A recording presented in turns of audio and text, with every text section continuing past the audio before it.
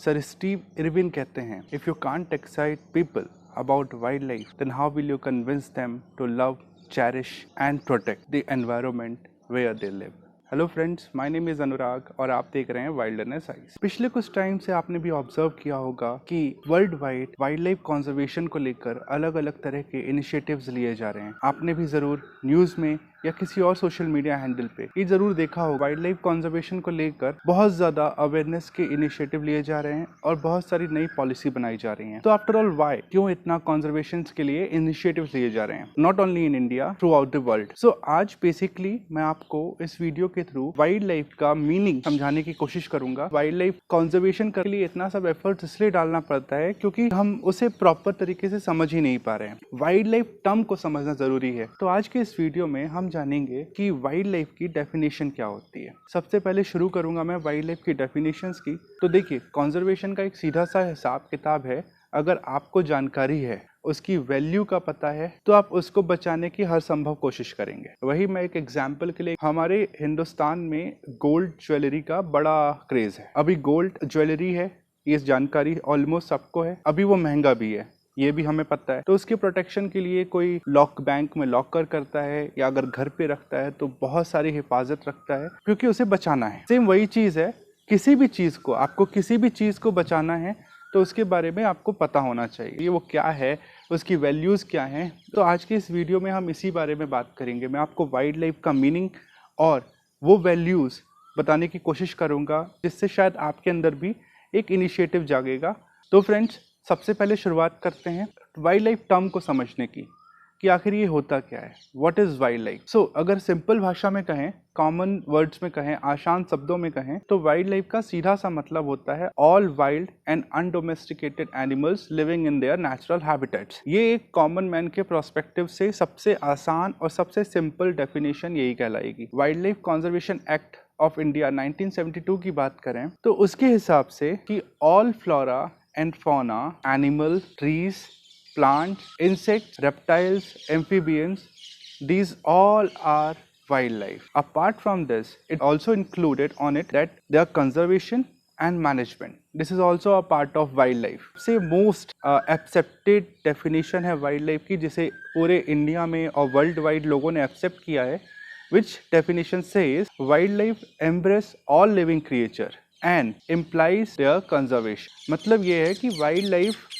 सभी को अपनाता है और उसका एक ही तात्पर्य है सबका संरक्षण करना। तो ये वाइल्ड लाइफ की बेसिक मीनिंग होगी। एक डर से डेफिनेशन हुआ, उसका मीनिंग हुआ। शायद अब आप वाइल्ड लाइफ को बेहतर समझेंगे कि वाइल्ड लाइफ का मतलब टाइगर बस नहीं होता, एलिफेंट बस नहीं होता या कोई बड़ा जानवर नहीं होता। वाइल्ड लाइफ मतलब सब कुछ आ जाता है उसमें। ये पेड़ पौधे, वो एल्गी, ये सब वाइल्ड लाइफ के अंदर शामिल हो जाती हैं। So wildlife is a diverse field, एक बहुत डाइवर्स फील्ड है वाइल्ड लाइफ। तो उसका ये मीनिंग है, ये चीज आप समझ के होंगे कि वाइल्ड लाइफ क्या है। All wild and undomesticated animal living in their habitat. और दूसरा जो मोस्ट एक्सेप्टेड डेफिनेशन आपको मैंने बताई कि wildlife embrace all the living creatures and employs their conservation. चलिए अब बात करते हैं वाइल्ड लाइफ के वैल्यूज के बारे में। ये समझना, देखिए, किसी भी चीज़ को बचाना है तो उसकी वैल्यू को समझना बहुत ही ज़्यादा ज़रूरी है। तो स्टार्ट करते हैं। मैं आपको 5 पॉइंट्स में बताने की कोशिश करूंगा कि वो 5, मतलब वैसे तो बहुत सारी वैल्यूज़ हैं, n नंबर ऑफ वैल्यूज़ हैं, उनकी कोई गिनती नहीं की जा सकती,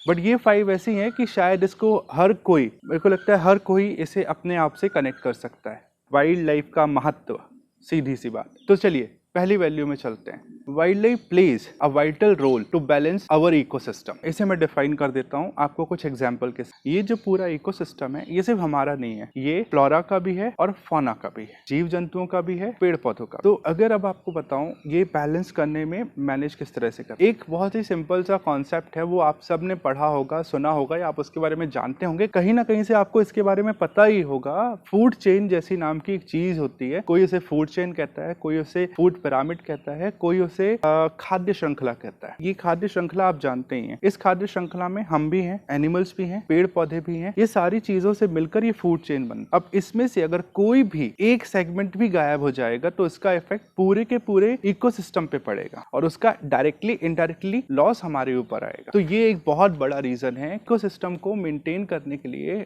हमें वाइल्ड लाइफ कंजर्वेशन करना ही होगा। दूसरा, healthier biodiversity, healthier ecosystem. Again फिर से इकोसिस्टम पे ही बात आ गई है। अभी चलो हमने अपना इकोसिस्टम बचा तो लिया, किसी तरह से हमने इकोसिस्टम को बचाने के इनिशिएटिव लिए, लेकिन अगर इकोसिस्टम बचा भी है और वो हेल्दी नहीं है तो फिर क्या फायदा। ठीक है, इसके लिए क्या होता है, फॉर एग्जाम्पल वैरायटी होना जरूरी है। सिर्फ ऐसा नहीं होगा कि मैं हूँ, इंसान हो गए, 2-3 एनिमल ले लिए, 2-3 बर्ड्स ले लिए, 2-3 पेड़ पौधे ले लिए, बन गया, कंजर्वेशन हो गया, बाकी सबको जाने दो। नहीं, हमको पूरी डाइवर्सिटी, हमें पूरी variety of flora and fauna को भी कंजर्व करना पड़ेगा। इसका एक सिंपल सा एग्जांपल देता हूँ जो आप सबसे रिलेट होगा, आप सब अपने आप से रिलेट कर पाओगे उस एग्जांपल से। फॉर एग्जांपल, आपको डेली खाने में लौकी की सब्जी, इमेजिन करो, आ गया होगा दिमाग में ना, लौकी की सब्जी और रोटी दी जाए हमेशा डेली, कितने दिन खा सकते हो? और क्या आपको जितने भी विटामिन प्रोटीन हमें चाहिए है वो हमें ये रोटी और लौकी की सब्जी से मिल जाने हैं? नहीं मिलने हैं। दो चीज होगी, खाना आप बोर हो जाओगे, 2 दिन खा लोगे पेट भर, 3 दिन खा लोगे, फिर बोर होने लगोगे, खाना नहीं खाओगे ढंग से। खाना नहीं खाओगे तो वीकनेस आने लगेगी, चिड़चिड़ापन आएगा, गुस्सा आएगा, लड़ाई झगड़ा करोगे और हो सकता है 2-4 चप्पलें भी खा लो अपने मम्मी के हाथ से, या जो शादीशुदा है वो वाइफ के हाथ से। इसमें कोई डिफरेंशिएट करने की जरूरत नहीं है, किसी तरह का डिस्क्रिमिनेशन नहीं है, वो आप समझदार हो। तो वहां पे बट अगर आपको वही चीज, वही खाना आपको रात पे लौकी का सब्जी और रोटी मिलता है, सुबह आप आलू का पराठा खाते हो, दोपहर में आप पनीर और पुलाव, चिकन, मटन कुछ खाते हो, ये वैरायटी आप जब लेते हो तो आप ऑटोमेटिक आप खुश और हेल्दी होते हो, हेल्दी एंड वेल्दी, सब कुछ अच्छा होता है। तो बस वही फंडा है। इसी अपने कॉमन प्रोस्पेक्टिव को ना, जब आप किसी चीज से अपने कॉमन प्रोस्पेक्टिव को जोड़ लेंगे तो ऑटोमेटिक कंजर्वेशन नेक्स्ट लेवल पे चला जाएगा। मैं बस यही सिंपल भाषा में यही चीज समझाने की कोशिश कर रहा हूँ। तीसरे पॉइंट पे आते हैं, ये तो समझ में आ गया होगा, अब तीसरे पॉइंट पे चलते हैं, wildlife conservation for their medical values. अब यार मेडिसिनल वैल्यू भी बहुत बड़ी इंपॉर्टेंट चीज है। पूरी दुनिया इस समय आयुर्वेदा की तरफ बढ़ रही है। आयुर्वेदा मतलब जड़ी बूटियों से होने वाला इलाज, पूरी दुनिया इसी की ओर बढ़ रही है। अब धीरे धीरे अगर जंगल भी गायब होते जाएंगे तो ये स्टिल हम वैसे ही ऑलरेडी हम बहुत सारे मेडिसिनल प्लांट, बहुत सारे हेल्दी प्लांट और ट्रीज, फ्रूट्स, ये सब हम वैसे ही खो चुके हैं। अब बहुत लिमिटेड बचा है हमारे पास। अगर हम इसे भी कंजर्व नहीं करते हैं तो फिर तो कुछ बचा ही नहीं है, फिर वो पैरासिटामोल ही चलेगी जिंदगी भर। एक एग्जांपल देता हूँ मेडिकल वैल्यू का, और ये मेडिसिनल प्लांट्स अमेजिंग है। आजकल तो बहुत सारे एलोपैथिक मेडिसिन में भी इन प्लांट्स को ही यूज किया जा रहा है। आप गूगल करना, बहुत सारी दवाइयाँ मिल जाएंगी जिसमें किसी प्लांट को लेके यूज़ किया जा रहा है। फॉर एग्जांपल मैं एक दे देता हूँ, बड़ा कॉमन है अर्जुना, आपने सब सुना होगा अर्जुन, उसे कुछ लोग अकहुआ भी बोलते हैं, अलग अलग नाम है अलग अलग रीजन में।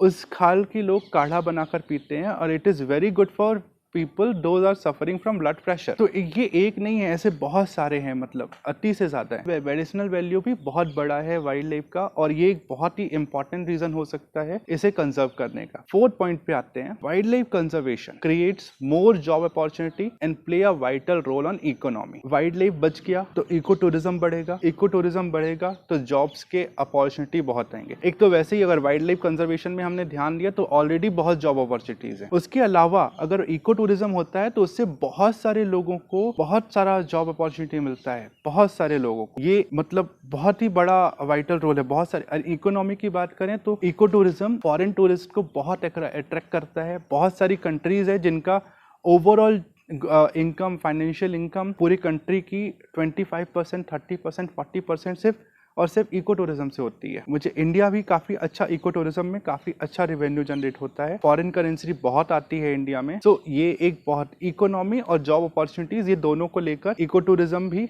वाइल्ड लाइफ कंजर्वेशन एक अपना वाइटल रोल प्ले कर देता है। फिफ्थ पॉइंट आता हूँ, जो भाई अगर ये चारों आपको नहीं आ रहे ना, आपको नहीं लग रहा कोई काम के नहीं है, तो ये 5वां पॉइंट पकड़ लो।